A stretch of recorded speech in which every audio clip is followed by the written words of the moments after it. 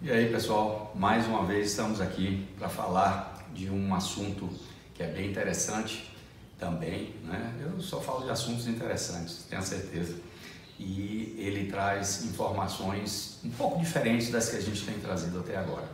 Me acompanhe no vídeo, na sequência do vídeo, e enquanto você assiste a vinheta, não esqueça, se você não é inscrito no meu canal, você já sabe, né? Se inscreva, ative o joinha e o sininho para que isso possa ser compartilhado, ok? Te vejo do outro lado.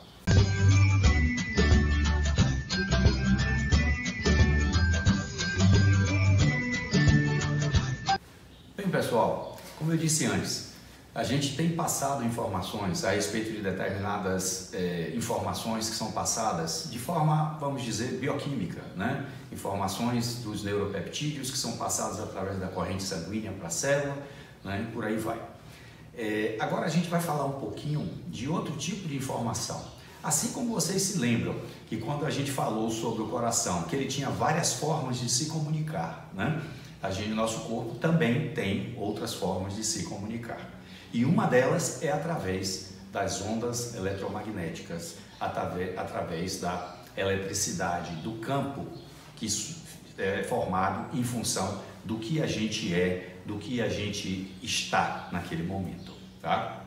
Então, quando a gente tem um determinado sentimento, uma determinada emoção, a gente gera um campo eletromagnético que é compatível com aquilo, com aquela emoção, com aquele sentimento, com aquele pensamento que nós estamos, né? Eu vou contar para vocês dois experimentos que foram feitos há muito tempo atrás e que ilustram bem essa experiência. Se pegou uma pessoa, tirou um pouco de material dela na boca e colocou dentro de um tubo de ensaio devidamente controlado.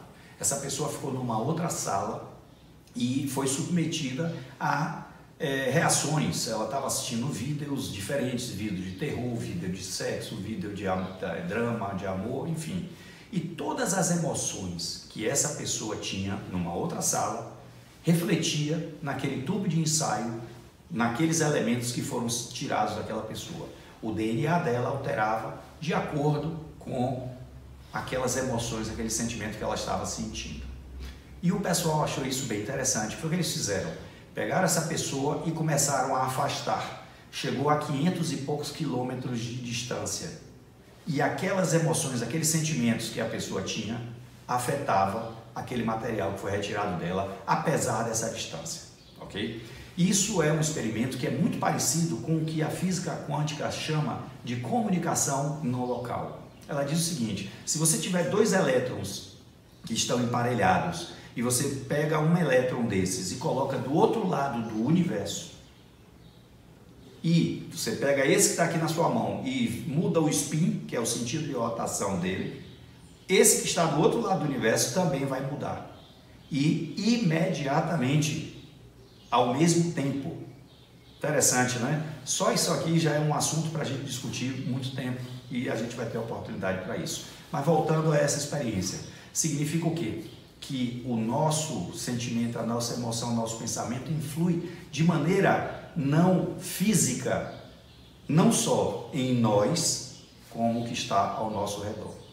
Uma outra experiência, se pegou 28 pessoas treinadas e um material humano, colocou dentro de um tubo de ensaio, né? E começou a se verificar o que é que acontecia no DNA.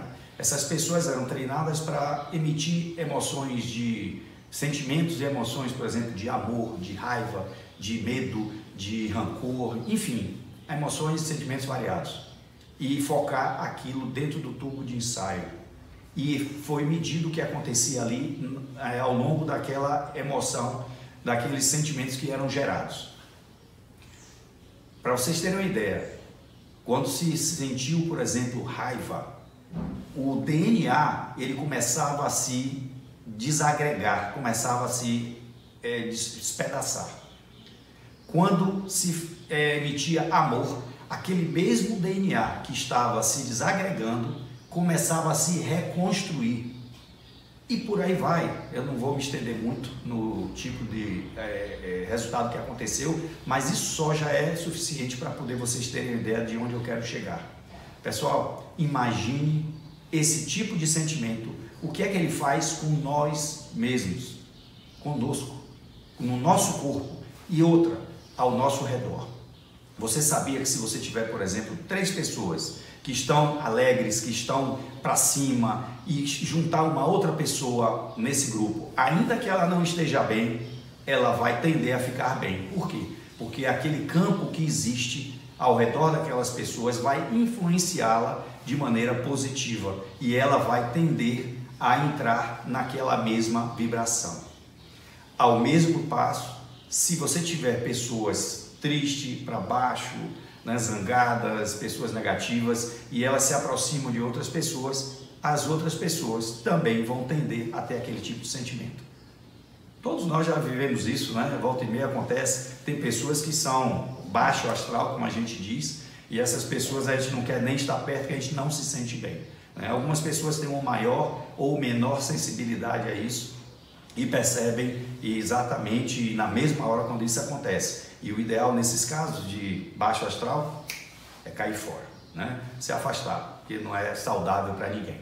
Porque, como eu disse antes, em outro vídeo, se a gente se mantém num ambiente ruim, um ambiente baixo astral, a gente termina trazendo isso para nós e vai ter consequências em várias áreas da nossa vida, não só no nosso corpo, mas também na nossa mente, ok? Um grande abraço e me encontro no próximo vídeo.